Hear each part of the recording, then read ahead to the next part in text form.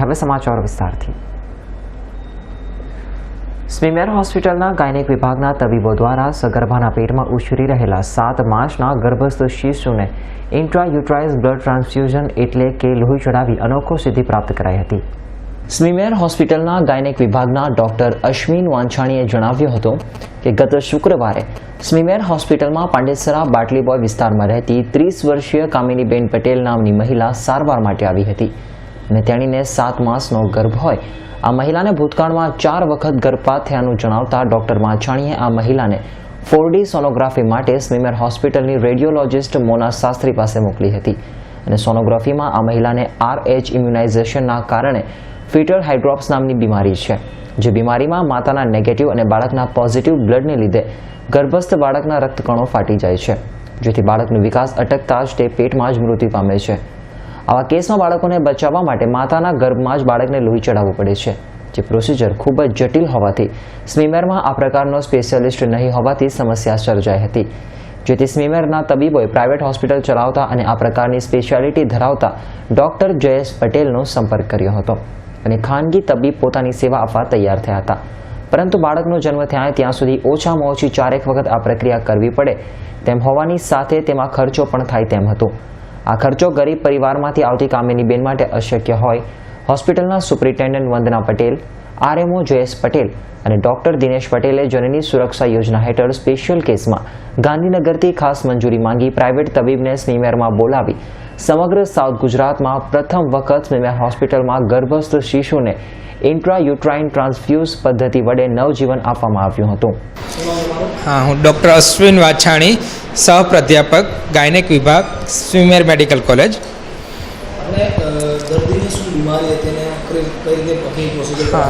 જે દર્દીની તમે વાત કરો છો એ અમારા વિભાગમાં છેલ્લા 7 દિવસથી દાખલ છે અને એ બેનને આ 5મી સુવાવડ છે।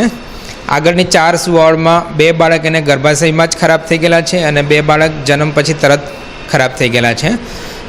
એ દર્દી 7મા મહિને અમારી પાસે ચેકઅપ માટે આવેલું ત્યારે બધા તપાસ કરતાં માલુમ પડેલું કે બેનનું જે લોહી ગ્રુપ છે એ નેગેટિવ છે અને બાળકનું લોહી ગ્રુપ જ્યારે પોઝિટિવ હોય ત્યારે આ ટાઈપના કિસ્સાઓ બનતા હોય છે। જેમાં નેગેટિવ અને પોઝિટિવ બ્લડ ગ્રુપના રિએક્શનના હિસાબે ગર્ભાવસ્થામાં ઉછરતા બાળકમાં બ્લડનું રિએક્શન આવતા રક્તકણો ફાટી જાય છે, એટલે બાળકનું અંદર ખૂન ઓછું થઈ જાય એટલે એને પોષણ ઓછું મળે છે, એટલે આ ટાઈપનું એમનું નિદાન થયું।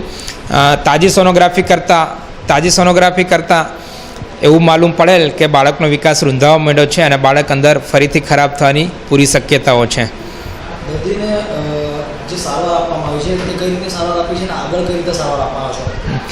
હવે આ પ્રકારના કિસ્સામાં 7મા મહિનાનું બાળક છે, આ લગભગ સોનોગ્રાફીના એસ્ટિમેશન પ્રમાણે 1 કિલોનું વજન છે, એટલે અત્યારે એને સિઝેરિયન કરીને કે ડિલિવરી કરીને બહાર કાઢીએ તો બચી ન શકે, એટલે હજુ એને ઓછામાં ઓછો 1 થી 1.5 મહિનો ગર્ભાવસ્થામાં એને ખેંચવું પડે અને સાથે સાથે એને પોષણ પણ મળવું જોઈએ, એ અમારી જરૂરિયાત ઊભી થઈ।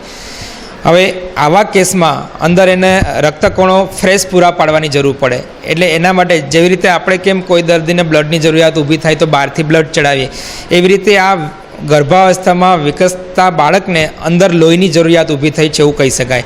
એટલે એના માટે ડિલિવરી પહેલાં બ્લડ ચડાવવાની જરૂર ઊભી થઈ, જેને અમારી ભાષામાં ઇન્ટ્રાયુટ્રાઇન બ્લડ ટ્રાન્સફ્યુઝન એટલે કે ગર્ભાવસ્થામાં જ ઉછરતા બાળકને બ્લડ ચડાવવાની જરૂરિયાત ઊભી થઈ।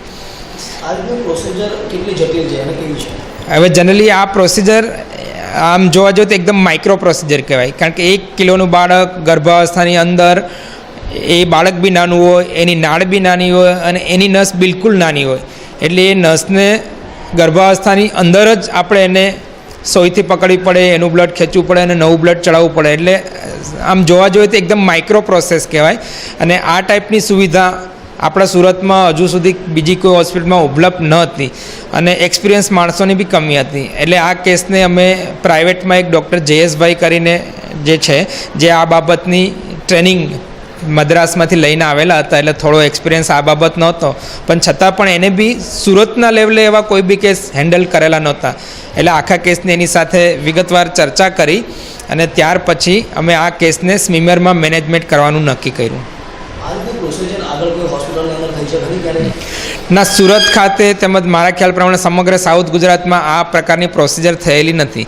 વળી આ પ્રોસિજરમાં એક પ્રોબ્લેમ એ બી આવેલો કે આ ટાઈપની પ્રોસિજરમાં પ્રાઇવેટમાં કરવામાં એક સાયકલનો 15,000 થી 20,000નો ખર્ચો થાય છે. અને આ જે મહિલા છે એકદમ ગરીબ ક્લાસની છે, એટલે એમને આ ખર્ચા વિશે જાણ કરી કે મુંબઈ જઈને કે અમદાવાદ જઈને આ ટાઈપનું તમે કરાવો, તો એની પાસે એટલા પૈસા નહોતા, એફોર્ડેબલ નહોતા. એટલે એમણે બધી જવાબદારી અમારા પર ઢોળી કે સાહેબ આ હોસ્પિટલમાં કંઈ થાય, સરકારીમાં કંઈ થાય, સરકારના ખર્ચે કંઈ થાય તો જ અમે કરી શકશું, બાકી અમારે એ રીચની બહાર છે. પછી આપણે અત્યારે રાજ્ય સરકારશ્રીની જનની સુરક્ષા યોજનાનો અમલ થાય છે સ્મીમેરમાં. એટલે એ યોજના અંતર્ગત જે કંઈ ગર્ભાવસ્થામાં માતાના કંઈ પણ સારવારનો ખર્ચો થાય એ રાજ્ય સરકાર ભોગવે છે. એટલે પછી સુપરિન્ટેન્ડન્ટ મેડમ અને આરએમઓ સાહેબને અમે આ કેસ અંગે ડિટેલમાં ચર્ચા કરી, ગાંધીનગરથી સ્પેશિયલ આ બાબતની જનની સુરક્ષા યોજના અંતર્ગત ખર્ચો આપવાની પરમિશન લીધી. અને પછી પ્રાઇવેટના એક ડૉક્ટર જયેશભાઈ સાથે મળી અને સ્મીમેરમાં જ આ કેસ હેન્ડલ કરવાનું નક્કી કર્યું. અને 2 દિવસ પહેલાં એટલે કે 25 તારીખે એમને આ બાબતની intra uterine ટ્રાન્સફ્યુઝનની surgery gynaec operation થિયેટરમાં જ રાખવામાં આવી. વળી આ કેસમાં આપણે લોહી ચડાવી દીધું બાળકને, તો એની અસર જનરલી 8 થી 10 દિવસ સુધી રહેશે.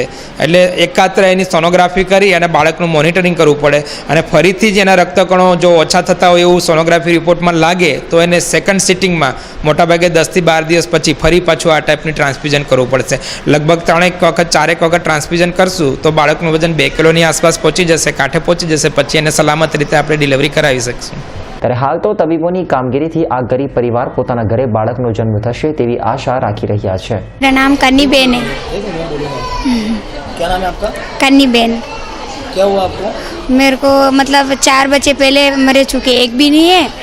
और ये डॉक्टर लोग हमारे ये बच्चे बचाने के लिए बहुत मेहनत किया है. आपको कितने दिन से यहाँ पे एडमिट किया हुआ है? वो मेरे को आज 8 दिन हो गया है. अच्छा, और कितने दिन के लिए रखने वाले हैं? अभी वो तो डॉक्टर साहब बताएगा तब पता चलेगा कितना दिन रखना है ऐसा. अच्छा, तो आपको कैसा महसूस हो रहा है यहाँ डॉक्टर आपके लिए इतनी मेहनत कर रहे थे? तो हमको अच्छा लग रहा है और हमारी बहुत अच्छी से मतलब सेवा कर रहे हैं लोग बच्चा बचाने के लिए. नाम है आपका? प्रभुलाल. क्या हुआ है आपके वाइफ? हमारा कि जो पहले के जो केस हुआ था तो अभी तक 4 बच्चे नहीं जिंदे रहे. यहाँ पहली बार हम आए हुए तो हमारे यहाँ डॉक्टर लोगों ने बहुत व्यवस्थित से इलाज किया है, हमारे लिए बहुत मेहनत की, अच्छा किया गुजरात में. ये बच्चा हमको मिल जाए ये हमारे से मेहरबानी है डॉक्टरों से. आप गरीब हो, आप इतना खर्चा हाँ. नहीं कर सकते, तो यहाँ डॉक्टर ने क्या बोला है? हमारे जहाँ पहले आगे इलाज चल रहा था वहाँ हम इलाज करा, हमारे पास पैसा नहीं था तो हम यहाँ आए इलाज कराने के लिए. फिर यहाँ के डॉक्टर ने क्या बोला? डॉक्टर ने बोला हम कोशिश करते हैं, बच जाएगा तो आपका नसीब, जो भगवान करेगा वो सही है. हमारे भी हाथ में नहीं है और भगवान के भी हाथ में नहीं है. यहाँ से डॉक्टर का कैसा रिस्पॉन्स है? अच्छा है. 4 વખત ગર્ભપાત વેઠી ચૂકેલી આ ગરીબ મહિલાને તબીબોના આ પ્રયાસોથી ખોળો ખૂંદનાર મળવાની અપેક્ષા બંધાઈ છે. Bureau report S9 news, Surat.